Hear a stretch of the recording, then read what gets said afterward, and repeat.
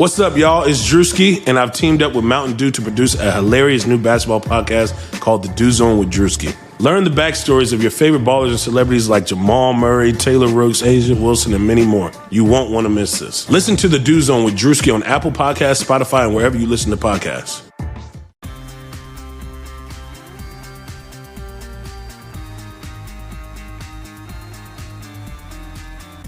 What is crack-lacking, Hardwood Knocks listeners? I am Dan Favale coming at you without my co-host, Adam Frommel. I am, however, pleased to be joined by one of my favorite people who follows the Celtics, Alex Kungu. Follow him on Twitter at KUNGU_NBA. Great follow on Twitter for the entire NBA, but also for the Celtics. I think as anyone can tell at this point, I'm probably going to ask him a bunch of questions about the Boston Celtics, who have had a pretty eventful postseason arc. First and foremost, though, Alex, how are you doing? I'm doing well. It's much more free time than I'm used to as a Celtic fan. It's been very weird watching your Knicks in the playoffs while, being much better than my Celtics. It's been a very weird year, man, but I'm doing okay. Thank you for having me.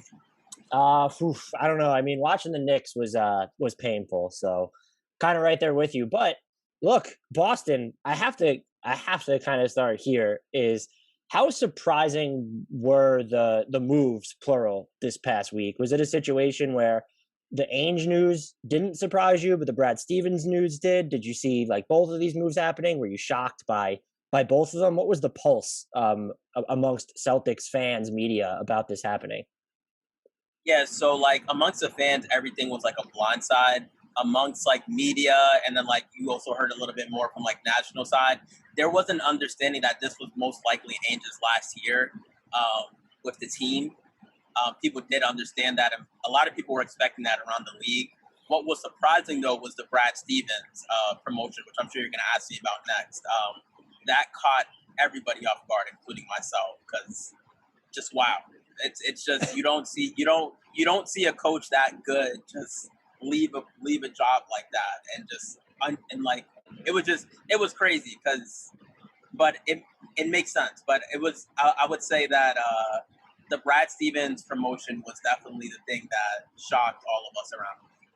And I have the most questions about that, but I want to ask you about Ainge specifically first. Do you think it was time for him to step down? Like, was this the independent of what happened after him stepping down, their decision to go to Stevens? Do you think that this was the right move for him to step down in general?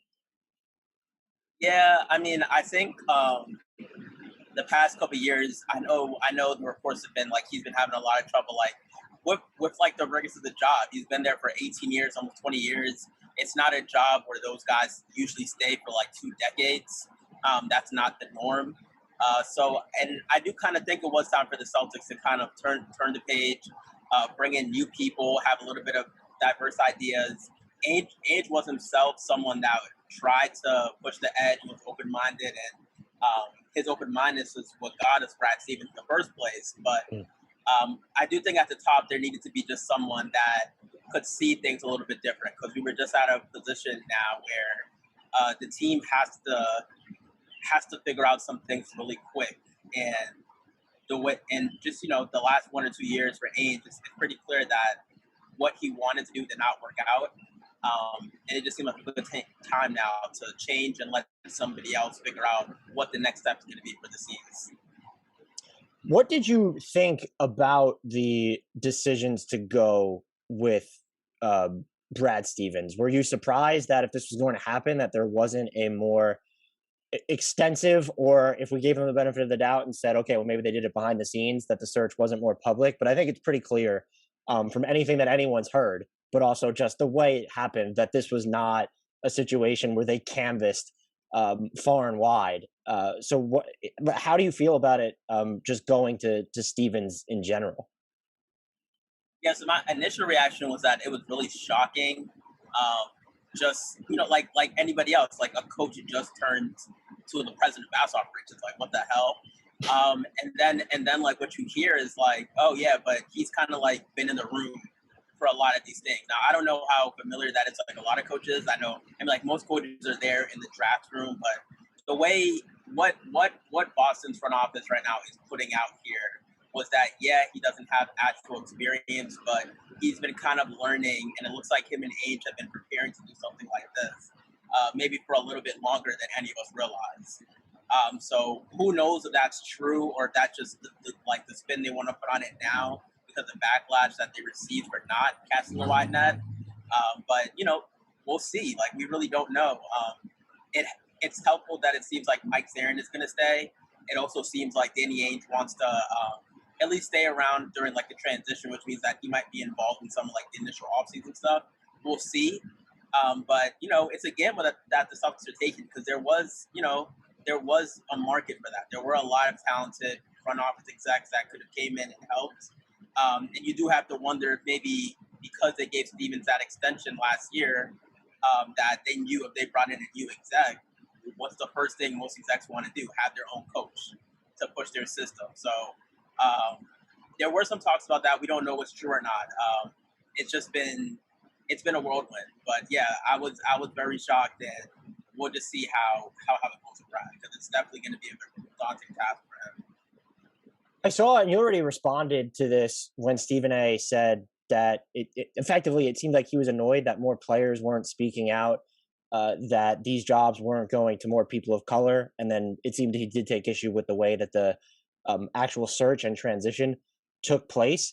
I don't want to actually whitewash the conversation too much with my own thoughts, but I'm just curious how you felt, because that specific, if you have a problem with the way that the search went, I totally I'll listen to that, but I don't know how you're supposed to shift like the onus of responsibility here onto the players who are, i.e. the employees, as opposed to their employers.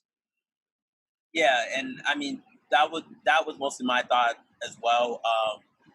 It just doesn't make any sense to put the onus on athletes in that way. We expect them to go out there and play and perform at a high level, and in part block out noise and focus on like the job that's in front of them. So for them to now also be the persons that have to be the front line when we talk about social justice, be the front lines of putting out their money when it comes to those things, be the first line costing themselves money for their protests to raise awareness. Meanwhile, the billionaire owners that continue to rack in, like the money and the investments, and they don't have to put their face there. They don't have to go out and perform for it. I feel like if you want to start the blame and start wanting change, it has to come from them. And I know Stephen A. made a comment about how the Rooney Rule may not be that effective because it didn't work in the NFL. Personally, I think the Rooney Rule would work extremely well in the NBA just because it's less people and players have more power in a way where if it becomes a thing where players are choosing locations because of diverse front offices, it can become a thing where that becomes a thing where teams do as a competitive advantage. And I think because of the amount of players that are in the NFL, it's hard for them to organize in that way. So I do think Stephen A's heart was in the right place. I just think he blamed the wrong people. But I do feel that installing something like the Rooney Rule would be a helpful tool for the NBA going forward. That's a really interesting take on the Rooney Rule. I didn't think about it like that, and I'm inclined to agree.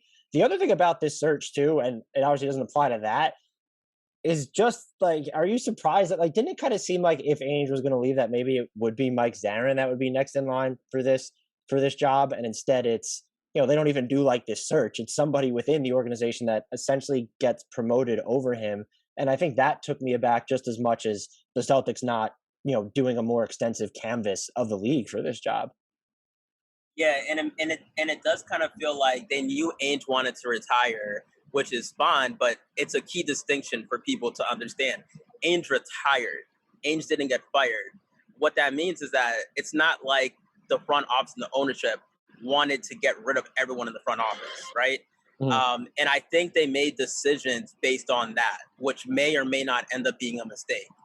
Because I do think you're right, and I do think people are right who question the process and how this worked. This was definitely a situation where I do feel like the team kind of chose this arrangement versus maybe other arrangements that could have led to more turnover because they're not interested in as big of a turnover. I think they kind of just wanted a facelift more than just a whole cosmetic makeover.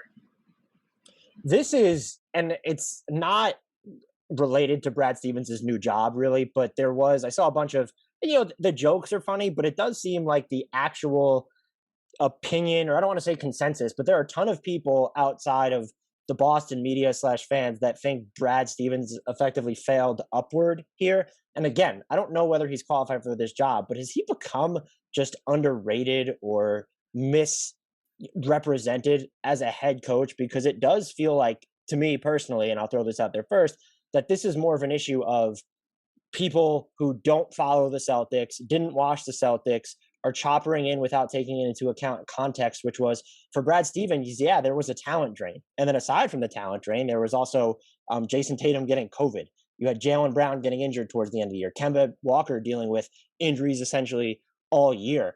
Even Marcus Smart was injured for a little bit.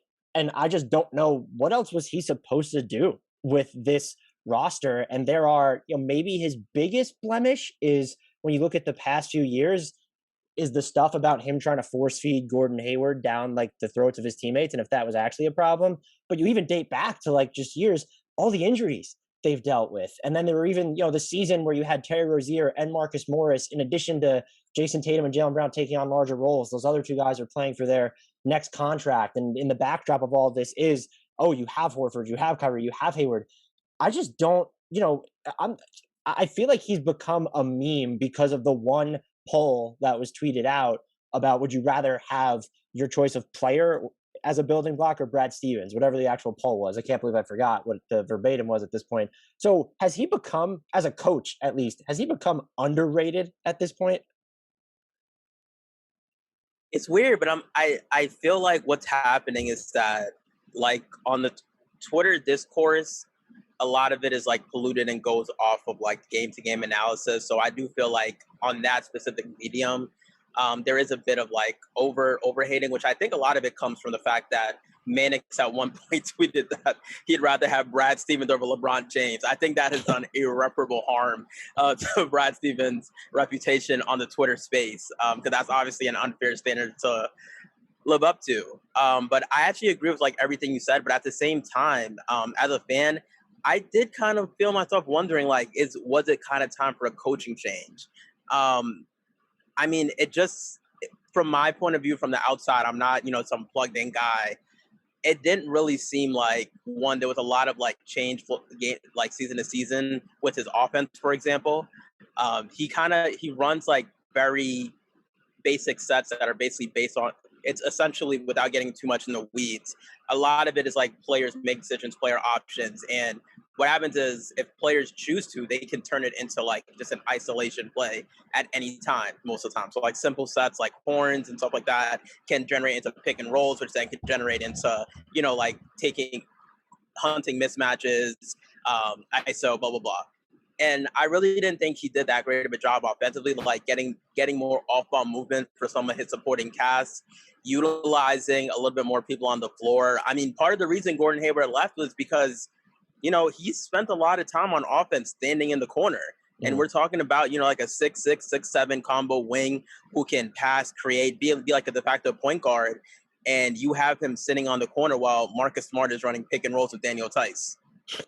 That's that's the problem. It really is. And I think there was a time for now a new mind to kind of come in and kind of like see if we can, because I honestly believe the Celtics have much more talent than what they showed.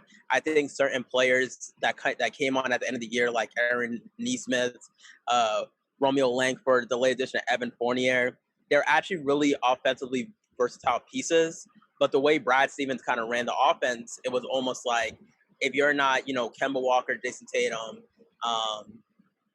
or Jaylen Brown, you're mostly getting your points off of just spotting up. Mm-hmm. And I think they have enough talent to utilize that a little bit better. And this year was definitely disappointing about the defense. So I side with you more that was a lot more about this year in general, as opposed to it being an indictment on how on his defensive principles, where I think was his strongest point his strongest point as a coach. So long story short, I think he was a good coach. I think if he wanted to come back, he could come back like instantly. But I did also feel like there are ways where a better coach could end up lifting this team much higher than what appears to be their ceiling at this point. I guess maybe, and I don't mean to displace the blame onto like non-Celtics fans or basketball people. It does, like you said, it feels like that tweet from Mannix did irreparable damage to how we view him, where the media probably propped him up too much, and then like when something immediately went wrong, there was that impetus to want to drag him all the way down. And so, as always, there's a happy medium that no one really wants to exist in these days. Like any good team, hiring the right employees for your front office is just as important as recruiting the best players for the game. That's why you need Indeed. Indeed is the job site that makes hiring as easy as 1, 2, 3. Post, screen, and interview all on Indeed. Get your quality shortlist of candidates whose resumes on Indeed match your job description faster. Only pay for the candidates that meet must-have qualifications, and schedule and complete video interviews in your Indeed dashboard. According to Talent Nest, Indeed delivers 4 times more hires than all other job sites combined. Get started right now with a free $75 sponsored job credit to upgrade your job post at Indeed.com/Blue Wire. Get a $75 credit at Indeed.com/Blue Wire. Indeed.com/Blue Wire. Offer valid through June 30th. Terms and conditions apply. We were hoping that there'd be more updates on the coaching search by now. There have not been. There's just been like cursory names mentioned. So you don't have to go into those unless there's a name that you are looking at. I'm more curious as to see like what would you expect from Stevens? Do you think he's gonna, will he be looking at his assistant staff and immediately the name there is like Jay Larinaga, or do you see, will he go a little bit more outside the box where, will it be looking at a college coach? Will he be looking more inside the box at maybe a bigger name? Seeing like Terry Stotts is available now. Does Mike D'Antoni sneak his way into this at all? Do you have any guess, since I don't think anyone really has a real feel for which direction they'll go in, or anything that you're hoping or expecting to see from Boston during this coaching search? Yeah, well, the one thing I would say about Stevens, which makes this very fun, is that he had a really diverse coaching staff.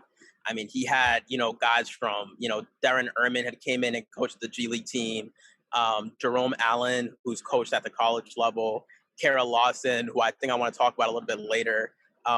Allison Feaster, Scott Morrison, Jay Larinaga, who's went and interviewed at a couple of different places. Micah Shrewsbury, who's now a head coach at college. So he has a lot of diversity in his coaching staff, and people that come from all the different tracks. Like Scott Morrison was a guy that's been there since Doc Rivers was here. And, like a guy like Darren Erman was a lawyer who would like turn it, like people who know Darren Erman know his story. So my point with this is that Brad, I think, is going to be really open-minded about the process. He's going to give a lot of different people chances, even people that no one in the media is talking about right now, is my assumption. But I do think he wants to make a decision really quick on it. And the one thing I think is what's, been reported, and I think is fair enough to say, is that I do think Boston is going to aim to hire a minority candidate for this coaching position. I would probably tend to agree with you there too. And I'm assuming like this is a situation where I would expect them to have one in place well before the draft, and not because the draft is super important to them, but just because like of all the off-season prep work that they need to get into. Yeah, exactly. And part of that, is why I actually think that the person that might end up being their coach has actually already been a coach with the team already. Which would make a ton of sense there.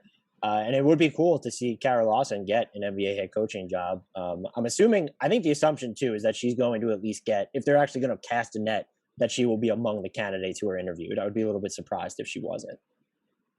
Yeah, I do believe it was reported that she'll at least get an interview. There hasn't really been anything out right now about like someone leading the search or not leading the search.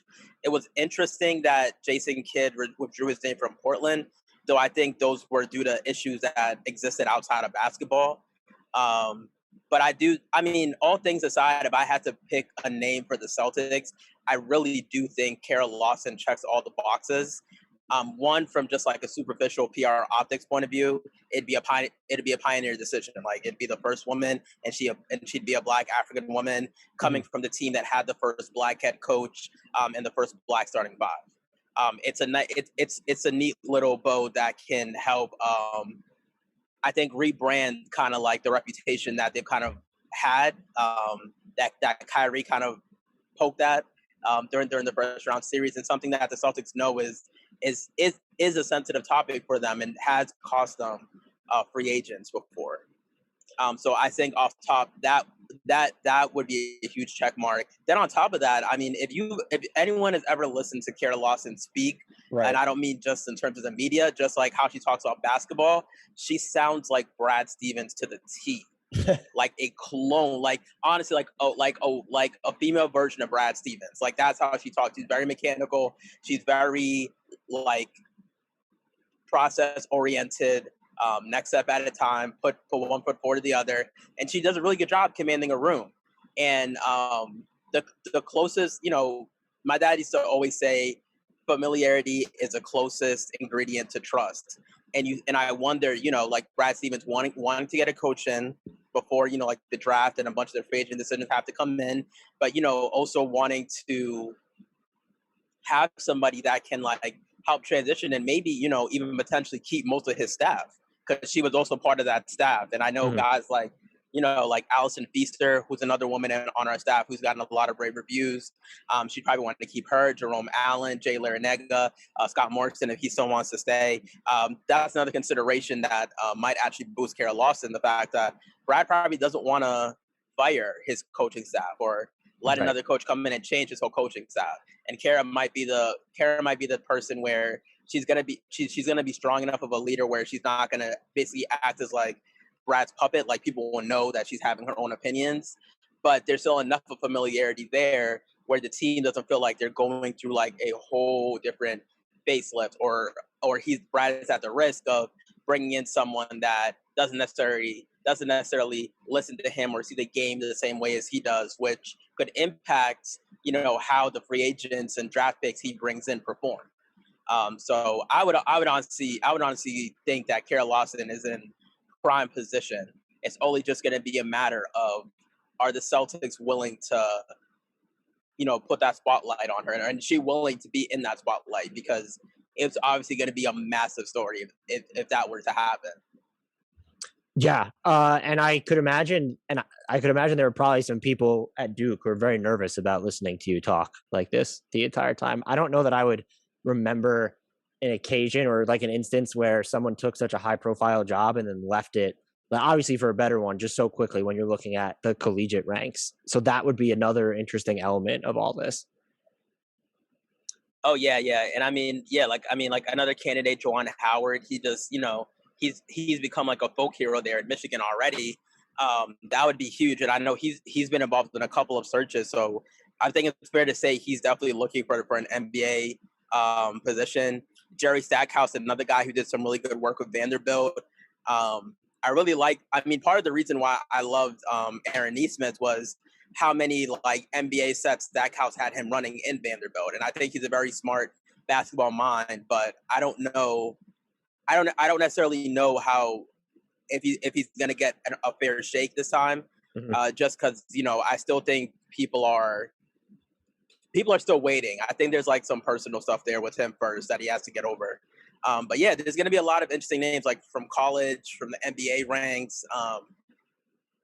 It's going to be really interesting. I really don't know who Brad is going to go with. I don't know who the Celtics want to go with. So much of it also comes to who Brad is going to be as a president of basketball operations, which kind of makes this nervous, but like exciting. Because you kind of felt like you kind of had an idea of what Ainge wanted to do with a lot of stuff. Most of the time he's conservative. He wants to make the best possible moves. He's not going to pay more than he has to, even if he has the ability to, which, has been a big theme of how he handled the Brooklyn picks and stuff like that.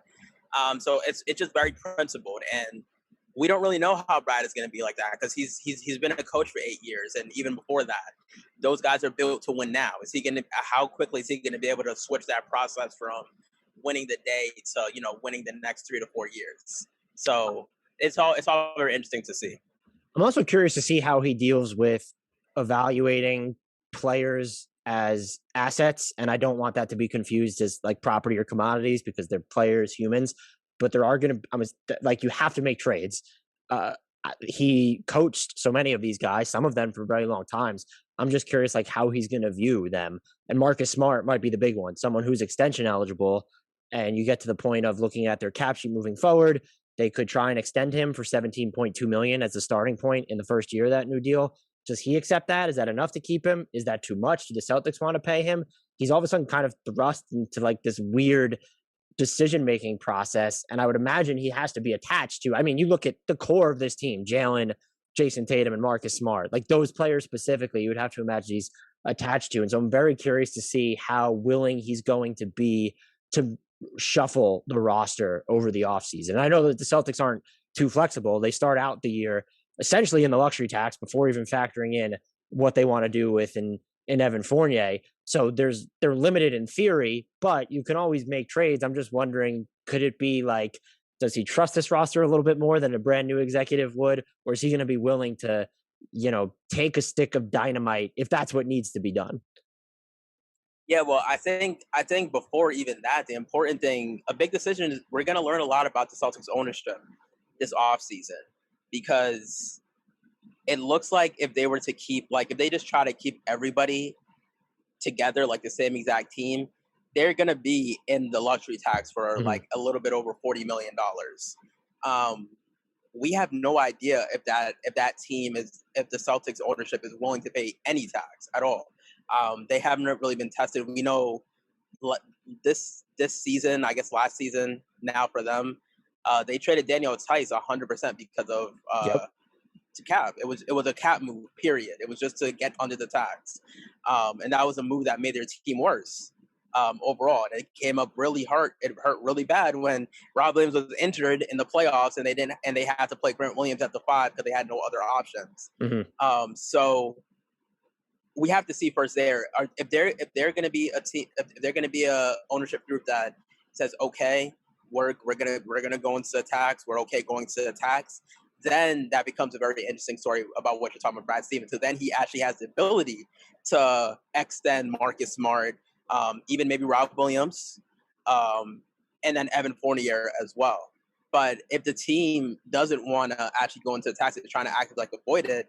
The flip side of this is now he might have to start thinking about trading Kemba Walker and Marcus Smart at the same time. And how he communicates and navigates, I think either way it's going to be very interesting and telling to see, because as we're learning, like as players get more empowered, it's not just how you present to them to get in the door, how they get exited as well is very important.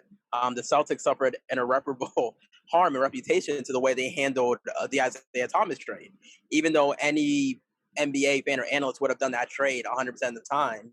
It's the human side of it where the Celtics had failed. And I mean, like Anthony Davis didn't want to come to Boston in part because of that in some way, whether it was like 5% or 90%, like that mattered to a plan that Danny wanted to put together for 3 years. It mattered how he handled, how he was so cutthroat. So I'm going to see, it's going to be interesting if Brad can kind of, whether it's negotiating an extension or dealing somebody, whether he's going to be able to do that in kind of like a kind way that doesn't make people feel like they want to burn the bridge when it's done. I'm very interested in Brad, but I don't know what his job is going to be this offseason. I don't know if it's going to be a job of clearing house, which would, with Mike Zarin, that's probably where he'll sign, or it's going to be about reloading and how to maximize the little cap flexibility the team has. So, I mean, that's a big question to see going forward. Well, this was, and I had it's probably better to talk about it from a macro view rather than I had specific questions about the, Kemba and the Marcus Smart extension, and those kind of tie into this. What would you do? What would be your preference for this team? Are you, the first one would be, are you trying to shop Kemba? Would you expect Kemba to be on this team next season? No. Really? I think, okay, so I'll put it this way. I think if it was up to the Celtics, he wouldn't have even been on this team last year. Wow. I think that I don't think that, which, I mean, I'm trying to be careful here, but I just don't think that the team sees him as a fit as much with the Jays. Like from a human perspective, from a personality perspective, there's no like Kemba is inflappable. Like he's a great guy to have around. He's a great teammate. Nobody has a bad word to say about him. But I think, you're looking at a guy that's, like 6 foot maybe, ball dominant guard who after, not having a lot of injury history in Charlotte came to Boston. And from like the first year, it's been a lot of nagging stuff.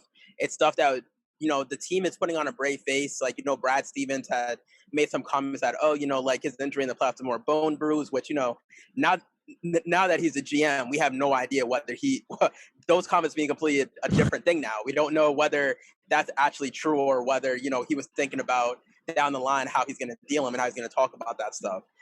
So from my point of view, I think the team has no idea how the knee is anymore. They hope for the best, but they don't expect the best. And I think they want to trade him. I don't know who will take him. And can they? The Mavericks have a deal? lightly used Kristaps Porzingis. They might be willing to give you. Exactly, and then but then that's the other thing. If you make a deal like that, are you okay paying and still kind of being in the tax? Are you looking to trade him in hope of actually finding a third star? Or are you looking to trade him in hopes of saving money?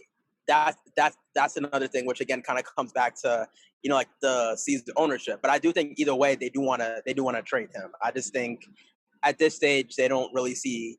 I don't think the fit is there as the Jays get better. And with the injury history and stuff, he doesn't match the timeline anymore. It's I think they'd like to get younger and maybe find a better complementary third piece. So I don't think he'd be on the team. And Marcus Smart, I'm probably like 50-50 on. Yeah, would you extend him at that number? I believe they could start him at $17.2 million. No. You wouldn't? Would you pay him what he's going to make don't. next season, which is 14.3, a little bit more than that? Yeah, because I mean, right now he's stagnated as an offensive player. Back then, when that contract was there was at least like a slight hope. Like, hey, he's still kind of on a track with like Kyle Lowry, where they started off as like backup, like kind of like role player guards. Develop their 3-point shot, even though his contract year last time was horrendous, and this year he wasn't necessarily that great of a shooter either. But I just think like he's gotten better at finishing. He's gotten better at learning how to draw some fouls, but his best skill is his playmaking, and he just doesn't want to believe that. He really wants to be a scorer. And it's part of the reason, I did blame Brad Stevens' offense to this, but like a part of the reason why his offense can be like bad is because it gives players like Marcus Smart like an out to just kind of seek their own offense when they want. And there were so many nights when it's like, if either one of like Kemba or Jalen is out, instead of seeing his role as, all right, I got to up my playmaking and help everyone get involved and stuff like that, he sees himself like, okay, now I got to replace those 20 shots myself.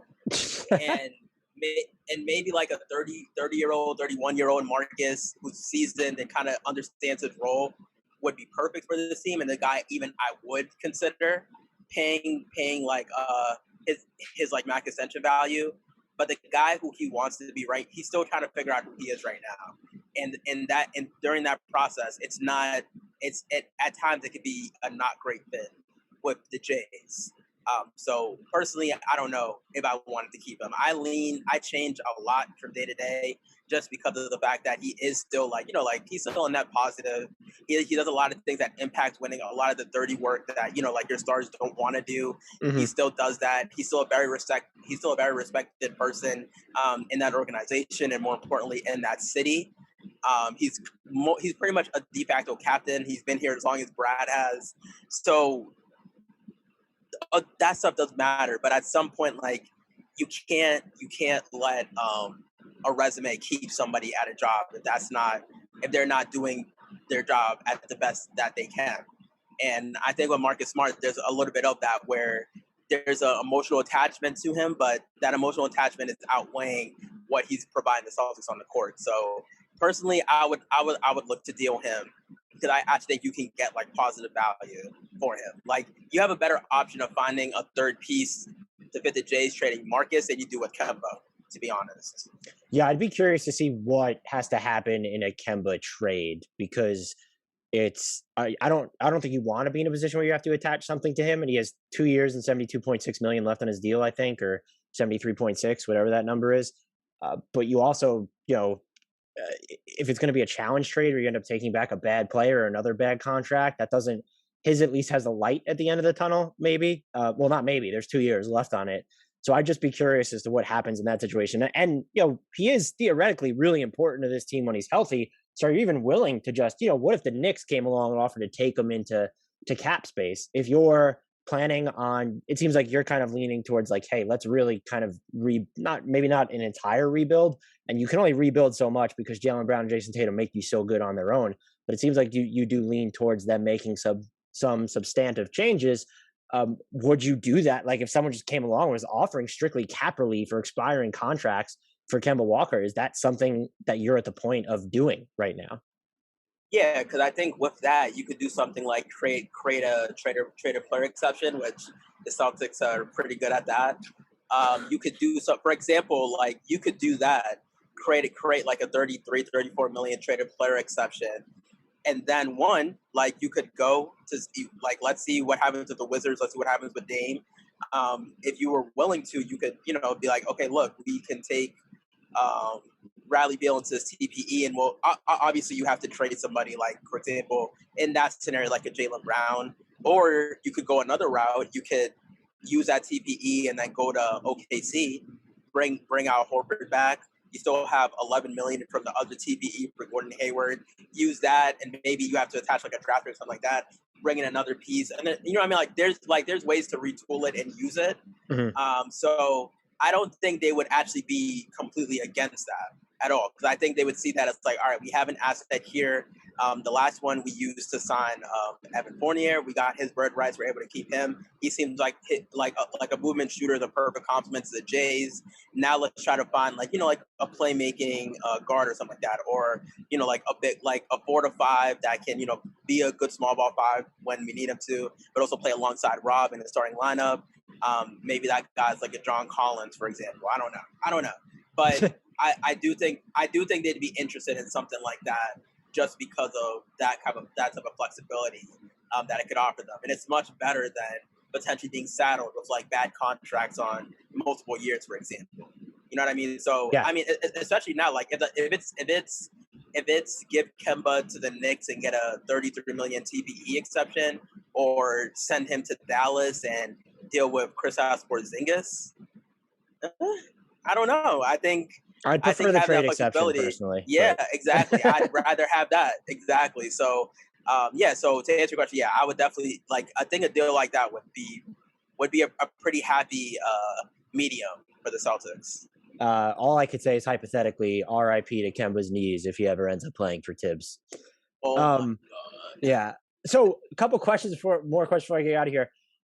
Whether the Celtics pay the tax, whether they sort of trade away pieces, the youngsters on this team, the picks that were assets that all of a sudden turned into players, they're all, or not they're all, but a handful of them have to become important. You need to hit on these, or you need them to contribute at least through next year. So of that, we know when he's healthy, what Robert Williams has become. But if you have any thoughts on him, I welcome those. I will say, as someone who is not watching only the Celtics and choppering in for games here and there, he got so much better this year. It really felt like, and there were just moments, even when he was injured, where it looked like his one-on-one defense was a lot better, which is huge for them because they gave away Daniel Tice for nothing. And there's, sort of this void at the center position right now if he's not going to be it. But you also have Pritchard, Nesmith, and Langford. So I'm just curious as to who you view, aside from Robert Williams, unless you don't view him as the most important, but who you view as the most important from that bunch. Any thoughts or takeaways you have on them, hopes you have for them moving forward? Oh, yeah, 100% it's Rob. I mean, I think Rob is a unicorn, honestly. Like, he's a rim-running big who can pass. And I don't mean like it's not even pass like the way Clint Capella learned how to hit the corners on the short roll. It's like he manipulates, and he can be going up for an alley-oop, catch the ball with one hand, and find a guy at the top of the key. And it's things that it's like flashes of Jokic. He's not Jokic. I'm not saying that, but it's like he makes creative passes like that, along with being able to make the simple reads. So like player types like that are not usually like high IQ guys that you can even like run sets through. You know what I mean? So I think he's special and has a chance to, one he complements the Jays, right? Mhm. Like Evan. So like he'll be a great kind of piece to go along with like the Jays, and if they have like a playmaker at the point guard spot, a lob threat, a vertical threat, like someone that's going to sink the defense. He's someone that they can play through. Like you could run DHOs from the elbow, pick and pops. He can hit the short rollers and stuff like that. So I think he's by far like the best young asset they have, and they would be smart to lock him up. I think his injuries are going to kind of like sour like his per year average, but I think something like 4 years, 40 mil, where he's making around MLE money, which seems to be the going rate for starter quality bigs. Something like that with maybe some potential bonuses if he hits like a games played threshold and stuff like that. That I believe the bonuses can only go up to like 15%. So something like that where like it could potentially make him like 12 million a year I will if say, he's able to hit his bonuses. and sorry to interrupt you there, what might be an interesting barometer for him is what Rashawn Holmes ends up getting in free agency this year. They are different players, Yeah. but like they are kind of similar in what they can do on offense. Rashawn Holmes isn't the same passer, but he has a little bit better of a floater. So like if he's someone who gets 14 or 16 million and you're Robert Williams, you might be looking at that. And if the Celtics come and look, if you can get him for even 4 and 48, I'm like, extend him on the spot. I don't know what the number is where I'd extend, but he might look at that and be like, you know what, I'll just take my chances in restricted free agency. So Rashawn Holmes might be the barometer for like these future bigs that are even, even some veterans where it's like a Clint Capella who's 2 years out, sort of looking at, well, what's the market going to be for me when I get out there? That'll be just a number that I'm watching like a vulture this summer. Sorry to interrupt you there. Oh no, but it's a good point because that is a good parameter for him to watch his value. But I also think the Celtics, like to a certain extent, like they're not held over the barrel in the way they were held over the barrel for like Jason Tatum's extension. But and at a certain extent, like you kind of need these type of contracts. It's been a problem for the Celtics. They always had either guys making max money or guys on rookie contracts, and it hurt their ability to like make trades. Like honestly, Right. almost like being too good at contract evaluation, where it's like we value you highly, or we're like we value you like right here.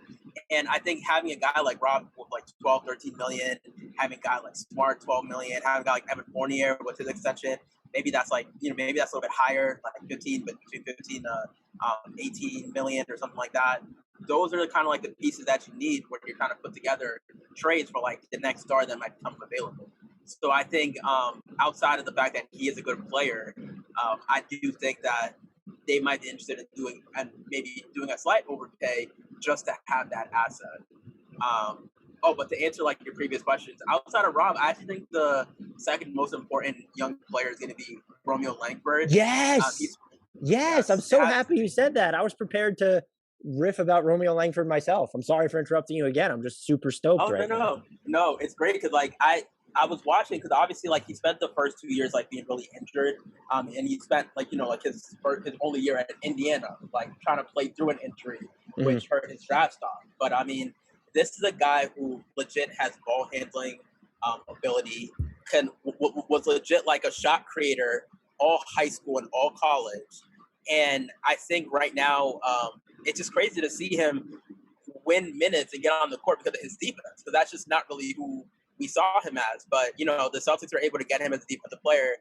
We kind of saw what he could do when his jump shot is hitting. I think in their last game he had 17. Kind of reminded me of, it's not a perfect comparison, but his offensive role kind of felt like Lou Dortish in a way, where it's like he's kind of like he's really active. He's looking for cutters.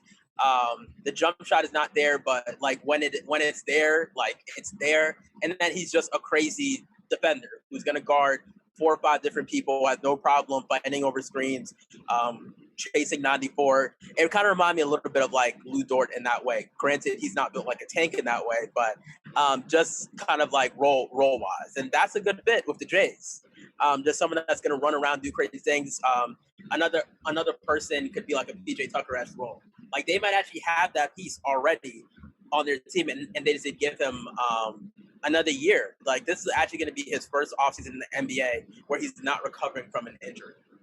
and he's actually going to get a summer league. You know what I mean? Like, I think he has the chance to surprise the most people. Like, he has a chance next year to come in and be like someone that just instantly makes an impact off their second unit that, you know, most people aren't going to realize. So I would say he's second.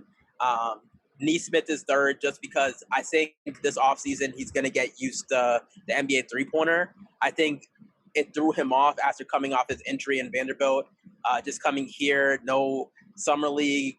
There was no G League Red Claws during like the first half of the year where he could have maybe been in the bubble, working on the team, getting used to that range. But, you know, he figured out how to get on the court on the defensive end, which was huge, because a lot of the people that were negative on him coming out of the draft was like, all he can really do is shoot and nothing else. So the fact that he became an asset to the team as a defender, as a versatile defender, speaks volumes. And then, you know, like, as he gets comfortable with his jump shot, I kind of saw like a little bit of like a Gary Trent role for him, where I don't know if he's explosive as a scorer as Gary Trent has become, but kind of like those first years when Gary Trent was making a name for himself in Portland, where he was just kind of a guy where he fouled too much at first, but then he figured it out. He started becoming a good pressure release for Dame, as a spot up shooter, and as he got more confident, some like the rest of his game starting to come out. And I think that's a path that Aaron Neesmith could follow. And then last is Peyton Pritchard, who I think was the rookie who first came and first made an impact for the team that looked like he might be the best. I think some of the stuff like his size, some of his decision making, like taking those 30-foot threes are really cool and they're good and they look really nice when they go in. But just knowing when to take them is also another skill. And there's a lot of times where, you know, like when you're on the court with like Jason Tatum and, you know, like the team needs a bucket and you're coming off one pick and roll of like 21 on the shot clock and pulling up from 30 and you're like, you're a rookie. That's, you know, that's not going to win you trust with your teammates. So there are things I like about him. I think he's quicker than people realize, which is, you know, what they say about every white guy. He's able, like, I feel like he's able to get in the paint, but his size doesn't necessarily allow him to do much when he gets there. He's one of those guys that's going to have to learn how to like anticipate where the collapsing defense and make the reads before they get there, which is something that, you know, like when he gets adjusted to NBA speed, I think something he could be better at. So he's the guy who I think like could end up being like the most productive one next year. But in terms of like long-term value and in terms of like, you know, fits and long-term projections, I think he's the last one in terms of core pieces, because unless you're projecting him to be a starting point guard, you don't waste a lot of like investment time and player development capital on backup point guards. There's just too many of them in the league. So he would need to substantially change his ceiling for me to have like any interest beyond him just potentially being a role piece. I think I'm with you in lockstep with your pecking order. I might only consider Neesmith above Langford because they're all of a sudden going to have to make like a contract, like an extension decision on him fairly soon. But his defense really towards the end of the season too kind of blew me away. And there was it was in the fourth quarter of a blowout game too, but there was just this Nets play at the beginning of the fourth, and there needed to be like basically a triple switch when I think Harden had the ball. Harris and Claxton are involved in the action, and then you had Tristan Thompson, Neesmith, and Langford, and just the IQ of Neesmith and Langford on that play together, knowing like how, and the communication was there, but it was just like, it blew my mind. And then Langford specifically, you mentioned Lou Dort, which is, you know, if he's about Lou Dort on offense, the thing about him on defense that really differs is that he feels like just so smart away from the ball now too. And I don't know if it helped that he wasn't playing much over the 2 years, but he seems to know how to use like spacing and angles when he's not covering guys who are necessarily pinballing around the court or have the ball in their hands. So I think I'm just most intrigued by his ceiling. I'm curious how valuable the Celtics view him just internally, knowing like, okay, he's 2 years in. I guess next season just ends up being an absolutely huge year for him in terms of how his development, obviously, but also how they evaluate him against their future. Yeah, exactly. And I mean, I know they like him a lot, and just a thing with Langford, which you're hitting on, which I think has really helped like his feel for the game is actually like really, really high. And it's something that Brad Stevens noted like after just like his first practice with the team. And like you're saying, like a, a, a theme for me going to this offseason is I want the team to think about team building within the concept of who complements Jason Tatum, Jaylen Brown the best. So how I evaluate these players is just how they complement him and how they complement them. And I think a guy like Romeo Langford is, because of his feel for the game, it's not just that, it's not just that he has the potential to be like a creator as a scorer. It's also, he's one of the only guys like that you see like actually making timely cuts to the basket, knowing how to move level with the ball handler when they're driving to the rim, knowing how to just knowing where to be at all times. And he reads kind of like game like with a guard. Like he sees the floor in a way that I think helps him in terms of projecting like how much better he can be. Even though, it's still going to start with the jump shot though. He does have to become at least a confident spot up guy for a lot of the rest of his game and talent to be able to open up. My final question is, so what does the ideal offseason look like for you, just looking at Boston? Like, what would you want to see them do? Maybe it's aside from the which head coach they choose, but like if you had to identify like a specific, is it you want them to move Kemba, move smart, capitalize on those assets, and then there's, go from there, maybe reload, be more aggressive in 2022, or what kind of direction? What are you just hoping to see from them on that functional team building level this offseason? Yeah, I'm hoping to see like a little bit of a reset where honestly it might actually hurt going into next year. They might actually be like a little bit less team, but I'm actually hoping like one, they pick like a smart new coach that, like is a fresh new voice that's gonna have kind of different ideas of how to run basketball. I want them to kind of if ownership is good with going into attack, stuff like that, I'd like them to use their TPE and maybe bring in someone like a 4-5 that, a guy like I said earlier can start alongside Rob and then also play small ball 5. The reason they signed Jabari Parker is because they're desperately looking for that piece because it's a good complement to the Jays that way. Grant and Jabari are the guys in the roster right now who are going to go for it, but I don't have high hopes on either of them, to be honest. So if they could get like a vet or someone new who could actually do that role, that would be good. Re-signing Evan Fournier is pretty important to me. I know some fans, are not sure it's worth it, but to me, I think his shooting, his floor spacing, just like his vet savvy and stuff like that, it seemed like a pretty good compliment to the Jays. So I'd want him to stay. And then from there, I hope they don't have to attach this year's draft pick to move off of anybody because I actually like where they are this year with the draft, and they actually have a chance to draft somebody who could be a role player for them. And when you're a tax team, cheap talent means a lot more to you. Mm-hmm. So I hope they don't have to. I hope they don't have to trade their draft pick to get off any money. Then like if they go into if they could come into this year. One more thing. I don't want Jeff Teague back. Is that where this is going? Absolutely not. But I do want Jason Tatum to not play in the Olympics. I think that's important.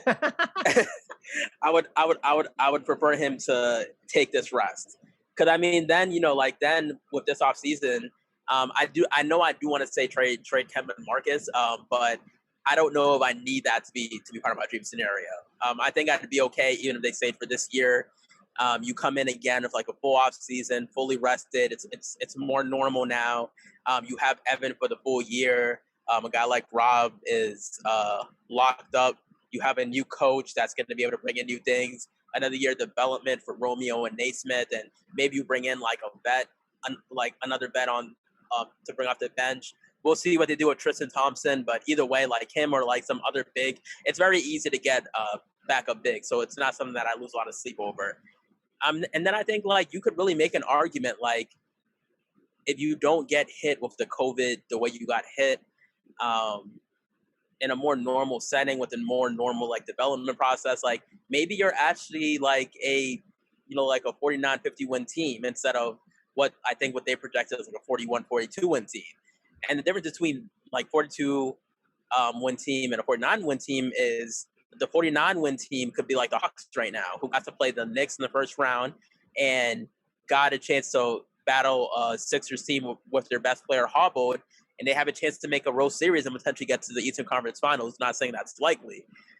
So it might sound like, oh, well, a 50-win team is still in NBA purgatory, but like when you start considering the seedings and the reality that stuff can happen, you're still good enough where you're in a position where you can get home court and benefit from potential luck. Like James Harden just went down with a hamstring injury out of nowhere. Mm-hmm. So I think there's an argument for them to like kind of like load up a little bit, rest up, and try it again. Though I would be just as interested in like maybe like a cap reset, where they're maybe worse off this year, but they can be role players in the next offseason. So whichever one, but obviously as a fan who follows them day to day, the one where they're winning more would be better for my health. Yeah, I honestly don't know what direction they're going to choose. The Evan Fournier future will probably be, for me, at least from a distance, just the bellwether for where if they let him walk, then it's just going to seem like, okay, well, next year is not about trying to win as much as possible. And maybe they're looking at the East thinking, okay, Hawks, Sixers, Bucks, Nets. What if the Knicks sign somebody? What if the Pacers are healthy? What if the Heat are back? Like maybe they do try and take that contrived step back to load up again in 2022 or something. But that's unless we get a Kemba deal before, like announced around the draft first. But I'm looking towards free agency and Evan Fournier, because if they just let him walk, I do feel like it's sort of the implication would be that, all right, they're not as concerned about making a push to come out of the East next year as they have been this past half decade or so.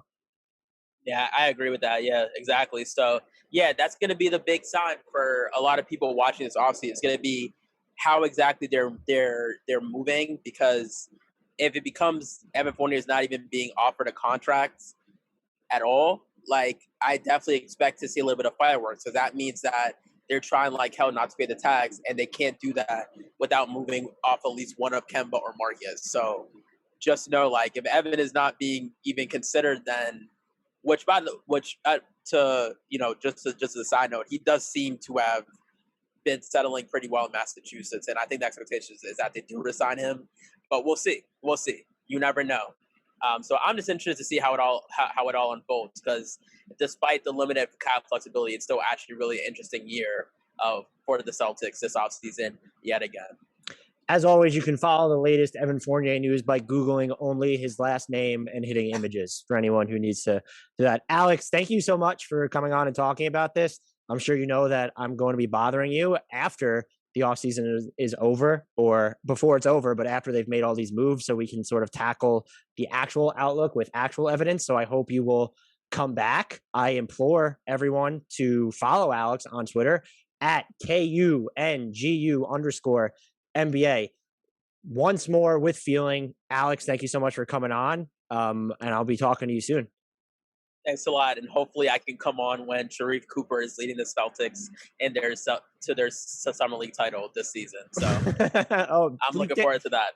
Big days in Boston if you're harping on the summer league title right now. Yep. All right, Dave.